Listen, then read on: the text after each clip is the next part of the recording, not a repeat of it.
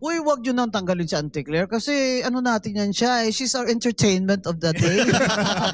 May mga kabit pa nga Mahilig daw kayo sa pera. Yun! You have a weakness in character because you are greedy. Yan. At saka may mga kabit kayo. Yan. Wag nyo na akong kantihin. Kantihin. Kaya doon yung Tingnan nyo yan. Oh. Yan talaga ang magnanakaw. Oh. Tingnan nyo, taba-taba. Oh. Talagang wala siyang pake kung mamalnourished na yung mga tao. Halos Correct. naglalakad na ilang kilometro para makasave lang ng jeepney. Hindi ba? Yan, naka-helicopter. Yan, may jet. Yan talaga, 6 daw bahay niyan sa sa Ay, Forbes. grabe. Jack? Ano pa daw sa ibang bansa? Oo. May question. Alright, what's up mga kayon? And welcome back mo rin syempre dito lang sa Joe Malone TV para sa Issue ng Bayan. Di kami natatakot sa katotohanan. Nagmamadali. Boses ng masaaming pinapakinggan. Huy! Joe Malone TV, Issue ng Bayan. Ating pag-usapan. Tunay na balita, walang kinakampihan. Sumasalamin sa katotohanan lamang para sa mamamayan. Totoo ang laban. Hindi puro drama, di rin chismisan. Lahat ng tanong may klarong kasabihan. Diversional tactics. Sama ka Galing. dito sa diskusyon. Boses mo may halaga sa solusyon. Laging alerto, mapagmatya. Ako feeling ko hindi na magre-resign yan. Di natitinag, walang Kahiyaan na yan. dayaan. Tunay ang serbisyo, diretsong usapan. Kinain na yung tayo. Tayo naluluwa mo pa ba yun? Issue ng Bayan.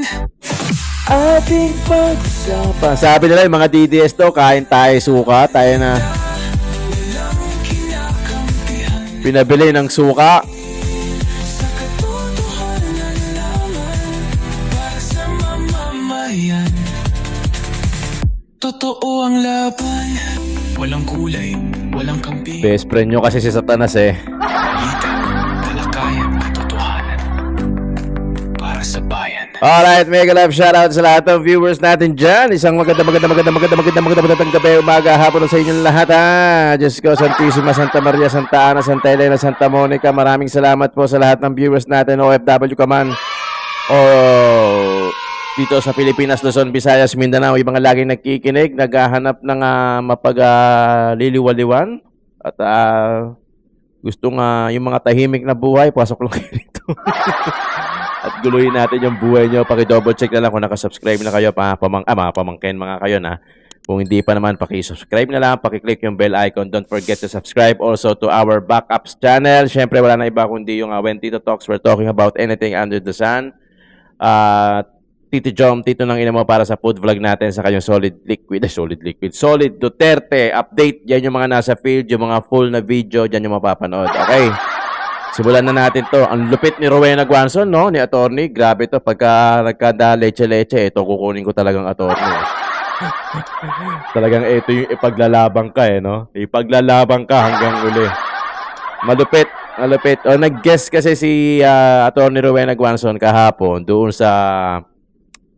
sa bagong programa ng mga banatero. So, medyo kumuha lang tayo ng konting clips. Tapos sabigyan natin ng reaction kung ano yung mga sinasabi ni Atty. Guanzon dito. Napakalupit na itong babae. Hinamon nyo ng debate yung isang attorney na hindi lumalaban. Parang Yan, takot sa inyo eh. Sino yun? Yung spokesperson daw ng Malacanang. Auntie Claire. Si Auntie Claire. Uy, wag yun nang tanggalin si Auntie Claire kasi ano natin yan siya eh. She's our entertainment of the day. Wag na po. BBM, wag yung tanggalin yan si Auntie Claire. Kasi nakaka-entertain yung mga sagot-sagot niya. Speaking of Auntie Claire, bilang isang attorney din, kagaya ni Auntie Claire, marami kasing may mga lawyer din nagsasabi na parang panira or nakakasira ng reputasyon ng pagiging lawyer ang mga pinagagawa ni Auntie Claire. Kasi nga, kaya siya nilagay dyan. Yun. Kasi makapal siya. Yun. Kaya niya, di ba? Carry mo ba yung ganyan na magsinungaling ka dyan? Sino naman ang lawyer na papayag dyan? Si Auntie Claire lang. Kaya kailangan yung salary grade niya mataas talaga. Yun. Malaki kaya kinikita nito. Undersecretary, it's around 200 something thousand a month, ha? Oo, Diba? laki ah. Oh, may 13 month, may lahat pa, may Lahat. bonus pa yan. Kompleto, no? Walang sipag. So, At dati itong dating hater ni Marcos din ito biglang bumaliktad talaga? Opo. Hater po yan ni Oh, Hater ni Marcos biro mo dati. mag-undersecretary ka ba naman bigla? Go ka lang dyan, Auntie Claire. Ako talaga, go ahead. What if po na kumasa sa inyo? Si Ah? Auntie Claire, what if na Okay kumasa lang. sa debate? Ay, maganda Okay yun. lang. Ganda yan, oo. Saan? Si Puno nga, inamon ko sa, sa Luneta. Mag-live stream kami. Baka pwede Bakit natin yan? dito, no? Pinapasuspend si Kiko Barsaga. Sinabi ko talaga, why? Ah. Mr. Puno, are you a moral man? Hindi, never ba sa buong buhay mo nag-commit ka ng immoral? Sabi ko. Bakit si Kiko Barsaga na criticize lang sa presidente natin na magnanakaw? Wow. Galit ka. Oh. Because congressman siya, dapat behave siya. Abay, bongga, kung ako pala nakaupo dyan, ilang beses mo na ako pinasuspend. Di ba? Abay, bakit sila ang ating batayan ng ating standard of, what do you call this, character? Yes. Sila itong mga, may mga weakness in character kayo kasi May mga kabit pa nga mahilig daw. kayo sa pera. Yun. You have a weakness in character because you are greedy. Yan. At saka may mga kabit kayo. Yan. Huwag nyo na akong kantihin. Kantihin. Kaya doon yung may kabit, May mga attorney. kabit kayo. First Kaka- letter of the name. Kaka-resign lang ha, mga Ay! friends. Kaka-resign lang ni Congressman Momo Ah. sa BICAM. Yeah. Kasi yan si Momo, favorite ko yan. Ayun. Congressman Nagtitip din Momo, I'm glad you did the right thing because I told you, pag Ay. hindi ka nag-resign dyan, you will be my next topic. Nako. Yari tayo. Parang nasabi na sa amin ni Wala. attorney yan. Oh. Pwede po ba next topic nyo si BBM na lang? Para baka gusto nyo mag-resign na rin. Nag-first topic, second topic ko na siya sa PGMN eh. Pang third topic si Sandro. Anti-political dynasty bill ni Sandro Charis. Sandro Charis. Tsaka, Ah. Ano masasabi nyo po dun sa alam pinupush ka, niya? ayaw ko pa sinabi ni Lamas, homophobic daw ako. Ha? Sinabi ko lang na, kung naging bading ka, ang pangit mong bading. Totoo naman. Ako, aba, ang ladlad. Alam nila ang stance ko dyan sa Soji. May nag-text po sa akin ng mga, they're very educated leaders of the gay community. Ako pa, ang homophobic. Maria Joseph, wala ka na talagang matag sa akin. Dahil hindi naman ako komunista kagaya nyo. Balik tayo kay Sandro. Pork Barrel King. Sandro Marco. Ano po masasabi nyo sa bagong pinupush nila na anti-dynasty? Ito ay pang cover. Pang Yes. yan. Kasi tayo ilang years na tayo nagsuwisigaw na itong dynasty na ito ng mga politiko, ito yung ginagamit nila sa pangurakot nila times 100 times 100 times 1,000 na pangurakot. Kasi hindi lang isa sa kanila, tatlo pa. Grabe si Martin Luther King Romualdez. Hindi lang siya asawa niya, anak niya, si Isidre, ano ba niya yun? Atchoy niya yun it is all in the family. Diba? Ano ba yan? So Sa ngayon, dugo. kunyari, file si Sandro ng anti-political dynasty bill. Pero attorney may si statement dito si Congressman Erice na si Egay. parang tawag dito unconstitutional daw kasi parang gawa-gawa lang itong anti-dynasty bill pero sa totoong buhay yung nakasulat daw po doon sa recommendation is hindi naman pang anti-dynasty kasi parang lumalabas bawal lang maglaban ang magkamag-anak sa isang posisyon. Correct. So Oo. lahat ng posisyon Oo. po pwede pa rin silang tumakbo. Kasi nga, lang to, Cover up. pang-appease lang ito ng mga tao. Kaya sa next episode ko sa PGMN, Yun. himay-himay natin yung bill ni Sandro. Example. Sabi sa bill ni Sandro, walang tatakbo na kamag-anak Ng parehas o na posisyon. kamag-anak hanggang 4th degree of consanguinity or affinity or sa kasal hanggang 4th degree, whether legitimate or illegitimate, sa isang legislative district. Di ba? Kumbaga, kung congressman siya sa kanyang district, hindi na pwedeng may kamag-anak pa siya sa hindi yung district kunyari Distrito na yun. district Same niya ay district. mayor. Hindi na pwedeng mag-mayor doon ang kamag-anak niya up to 4th degree. Pero ito, there's the catch. Paano party list? Yes. Na si Yeda, ganun nga ang ginawa nila. Na 3 terms na siya as congresswoman, nakalagay sa Article 6 ng Constitution, hanggang 3 terms lang ang congresswoman. Nag-party list siya, tingog. At pinaresign nila yung 3, 4, 5. Abay, si Rowena Guanzon, hindi pwede. Na nag-resign lahat. Tapos si Rowena Guanzon nilagay ng P3.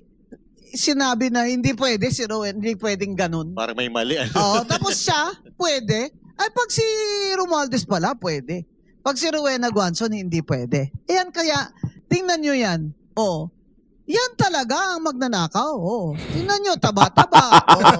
Talagang wala siyang pake kung malnourished na yung mga tao. Halos Correct. naglalakad na ilang kilometro para makasave lang ng jeepney. Hindi ba? Yan, naka-helicopter. Yan, may jet. Yan talaga, 6 daw bahay niyan sa Ay, 4. grabe. Jack? Ano pa daw sa ibang bansa? Oo. May question po. Tayo Tayuan lang nga ng- hanggang tayuan gate lang, lang ng hindi tayo pera yan. makapasok dun eh. Attorney, may question po dito. Yan yung nga, panoorin nyo yung anti-dynasty bill na yan, himay-himayin natin yan. Okay, ito po yung question.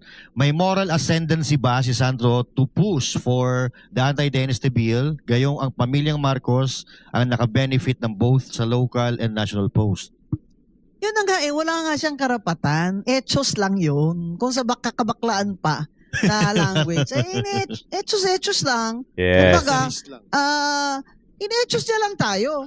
Oo, yung nangyari sa of example tayo in Ilocos Norte. Sino ngayon has the right kung matutuo yung dynasty bill niya? Sino ngayon has the right na magtakbo diyan? Yung gobernador diyan, anak ni Amy. First cousin niya yun eh. Ibig sabihin, hindi na yun makatakbong gobernador. Nauna pa yung mga anak ni Amy doon sa kanya. Siya dapat ang hindi pwede makatakbo, hindi ba? So ngayon, magiging legal issue na naman kung sino ang may right as incumbent. Di ba? Oo. So parang Kaya, itong si Sandro, kahit anong gawin niya, booking na siya. Pork barrel king ka. Ngayon, quiet lang siya. Yun pala number 2 ba siya sa pinakamaraming pork barrel? Ikaw pala, ha? Hindi, si Romualdez ang number 1 ata. Number 2 siya. Pero mas malaki siya, boss eh. Mas malaki Mas siya. malaki. 15 billion, di ba? 14 kay Martin, 15 sa kanya. Siya talaga ang king. Oo. Siya talaga ang pork 15 barrel something. king. Oo. Lakas, no? Lakas. Oo. Tapos, We're talking about Kaibigan ni Ma'am Sa Cathy yun eh. 2410. Hindi ako, anak ko. Di ba kaibigan mo yan eh? Hindi, anak di ko. ba? tapos ano masasabi nyo doon, attorney? Tahimik yung mga kakampwet patungkol dito sa... Alam nyo, isa pa yun. Yung pag-suspend lang kay Barsaga. Yan. Sumama din sila doon na isususpend. Siyempre. Ano yun? Matik yun eh. Siyempre, tatatasikin nila yung mga nag-iingay, yung mga against sa administrasyon. Yan talaga yung mga pinag-iinitan. Sobrang init na ito ni Kiko. Talagang, eto, may bayag si Kiko, di ba? Talagang name drop, post ng post, harapan pa. Kita nyo naman ginawa niya kay Sandro, di ba? Harapan yun, lupit yun. Yan ang matapang si Kiko. My friend Chel Jokno is a human rights lawyer. Oo. Pabor siya doon na sinuspend si Kiko Barsaga and that is suppression of his freedom of speech. Pabor siya doon. Hindi ko nakilala itong mga taong ito. Parang, ano ba to? Parang nagbago na ba sila? Yun lang naman ang ko na kahit sino, magsasalita talaga ako. Sasabihin lang, yan si Rowena, kaya walang kaibigan yan eh. Hoy, dami ko kaya kaibigan. Hindi nga lang kayo. Ma'am, ito question kasi ito ng marami na dati kayo, di bang nangampanya? Kayo lang ang isang hindi tumakbo na pinaakyat sa stage. Oo, Okay. hindi nga ako candidate for senator eh. Ako lang yung pinapakyat sa stage ng Lenny Rallies. Oo. Diba? Pero ma'am, ang tanong nung iba dyan, bakit daw parang tila lumipat kayo? At ano naman ang nararamdaman nyo doon sa mga Lumipat? dati nyong kakampi na Ah, inaaway kayo Hindi ngayon? po ako lumipat sa Duterte, hindi po yun totoo. Kasi 'di ba, dilawan ako. O yung mga makabayan na yan, tsaka yung mga akbayan na yan, wala yan sila sa EDSA. O, Bigyan niyo ako ng retrato. How old was Risa Ontiveros in 1986? Oh? I was 27 years old. How old is she now? Oh. Wala yan sila sa EDSA 1. Kaya nga hindi Basag sila si Risa na-appoint ni Cory dahil ang left nag-decide sila na hindi sila sasali sa snap election. Hindi sila sumali sa EDSA. Sa EDSA 2 na, medyo nandyan na sila.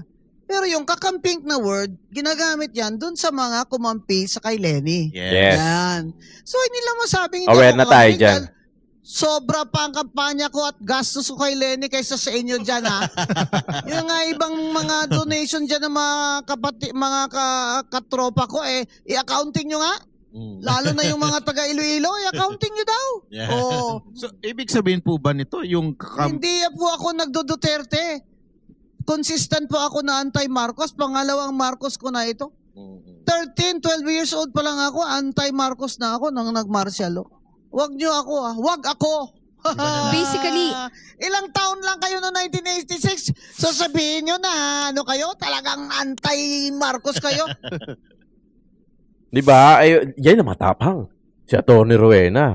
Ang alam ko kasi, parang, although hindi pa klaro, hindi pa masyadong pamalayo. Baka tumakbo kasi to si Atty. Guanzon bilang senador sa 2028. Yan ang magandang laban. Tapos Atty. Vic, Atty. Lambino, Hinlo, Atty. Bondok. Yan talagang kung walang dayaan na mangyayari, tataya ako 10 dyan. 50. Yan, ganyan. Di ba? Kasi alam mo aminado nagre-real talk. Aminado na hindi Duterte, pero pro-Pilipino, 'di ba? Dating dilawan daw. At least totoo, doon ka mamahalin kasi ng Pilipino Doon ka kasi mamahalin, hindi na natin alam mo ang mga Pilipino, alam nila pagka nagpapanggap ka. Lalong-lalo na yung kunyari, pa-Duterte ka, tapos bigla kang bumabaliktad. Alam na nila 'yan. Mas mamahalin ka pa. Kaya nga sinasabi ko, kung ako si Bongbong, halimbawa, maghingi akong tawad, hingi akong sorry, baka matanggap pa siya Baka Baka lang, hindi ko pinangungunahan. Baka lang naman. Baka tanggapin ka pa. Kasi gano'n naman ang Pilipino Pag umamin, baka mapatawad ka pa. Pero yung hindi yung gaya ng ginagawa ng iba, na puta, huling-huli na nagnakaw, di ba? Kasi di pa mapatawad. Alam nyo, ang daming ang dami talagang lapses. Pero mo, si Saldi ko, wala na, ito na. Ito na yung kinakatakutan natin. Na unti-unti nang nawawala yung flood control na issue, yung ghost project, natatabunan na kasi mayroon na silang mga pinapalitaw na mga PR stunt o mga issue na magda-divert yung attention natin na imbes na dapat flood control. Yung GAA nga nakaligtas Alam niyo yun? Kaya anong ko kay Atty. Vic kasi si Atty. Vic lang yung isa si Atty. Vic doon sa mga lumalaban doon sa GAA. Talagang natabunan yan, no? Pero puso talagang the most corrupted scandal yun, yung GAA. Bili mo, sinabi mo, nabasa mo back to back from cover to end, cover to cover, tapos hindi mo may mga blanco pero pirmado, naging batas pa, naging act pa, di ba? Sobrang nun. Kaya talaga ako naniniwala ako na talaga lahat gagawin nila. Lahat ng issue i-brought up nila, i-bring up nila, lahat para hindi lang mapaupo si BP Inday Sara. Ganun kalakas. Pucha. Bibilib ka no? Bibilib ka. Biri mo, nag-collab na sila, nag-kampi-kampihan na sila, yung mga dating tinira si BP Inday Sara, kumampi sa kabila. Di ba? Ganun kalakas ang isang BP Inday Sara. Talagang nagkamali sila na pinakidnap nila si Tatay Digong. Akala nila mapupunta sa kanila yung simpatya. Hindi nila alam, mas lalo lang mamahalin, as lilitaw, at lalo lang mag-iingay yung mga dating nananahimik na mga supporters ng mga Didi, ng mga Duterte. Kaya yun ang problema nila. Yan ang nangyayari. Kaya talagang tama yung sinabi ni Atty. Guanzon na yung dynasty bill, political dynasty bill, lang yan. Etos lang yan. Etos lang. Marami pa yan 'Di ba? May pinapriority si Bongbong na kailangan tapusin. Wala yan. Isa lang yan sa mga taktika nila. Ang problema niya, parang nawawala. Si Saldi ko, nawawala. 'Di ba? Pinasuspindi daw yung passport. Puro lang sila ganon. Puro lang sila ganon. Pero ang totoo niyan, talagang hahayaan na nila yan. Kumbaga, iisnabin lang nila tayo. Iisnabin lang nila tayo. Wala talagang mangyayari sa ganito. Ihintayin talaga natin yung 2028 eh. Talagang hindi naman bababa talaga yan. Oo, hindi bababa yan. Hihintayin natin yung 2028. Kaya kung ako sa inyo, mga kayo na, malayo dapat yung agwat para kahit anong daya ang gawin nila, hindi nila kayang abutin yun sa sobrang layo. Gaya nung kay Yorme Isko Moreno, talagang landslide. Ganun ang gawin natin kay BP Inday Sara. Doon natin paupuin. Diba? Maraming salamat mga kayo. Joe Malone TV, Issue ng Bayan, ating pag-usapan.